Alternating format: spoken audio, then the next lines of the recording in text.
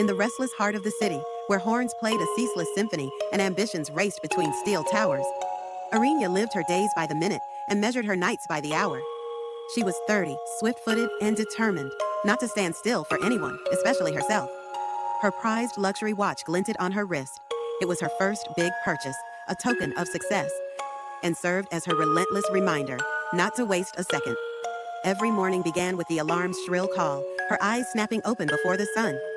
The world outside was always running, so she did too. She moved through her apartment on autopilot, phone in one hand, her prized luxury watch glinting on her wrist. In the kitchen, her father already waited.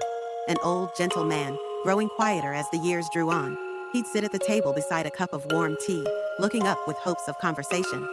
Good morning, Dad. Arinya noticed him, always, but never had time for more than a hurried, "Good morning, Dad."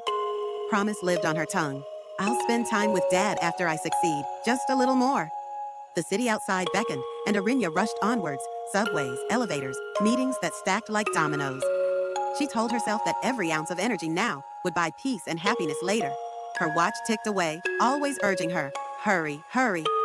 But one Thursday morning, in the pale hush just before dawn, she paused. Her briefcase was packed, her shoes polished. As she turned to leave, her eyes caught a slip of paper on the kitchen table, written in her father's careful hand. "I bought myself a new clock today. It has no hands, so I won't feel like time is running out." The words pulled her still, heavy as stone. For a moment, she almost turned to look for him, to ask what he meant, to sit before another day began. But already, her phone buzzed with a new task. Goodbye. She kissed the air, shouted goodbye, and hurried away. That afternoon, as rain streaked office windows and the city's pulse beat on, Arinya's phone rang again. This time, the news was different. Her father had collapsed. Heart failure, they said, in the back garden, tending roses she had not seen bloom in years. That evening, the apartment was too quiet. Arinya wandered from room to room, noticing the dust on old photo frames. A pair of his shoes by the door. The faint whisper of an unfinished tea. On the kitchen table waited his final clock. An old wooden thing, its glass face smudged with age.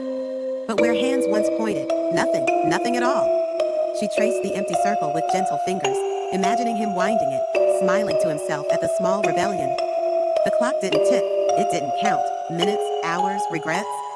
There, in the absence of all that measured time, she saw a simple truth. Time for her father had not stopped on the clock. It had run out in life quietly, in the very hours she'd promised to someday share. She pressed her trembling palms flat on the kitchen table where he had once waited and wept, not for wasted seconds, but for all the moments that could have been, if only she had chosen to pause.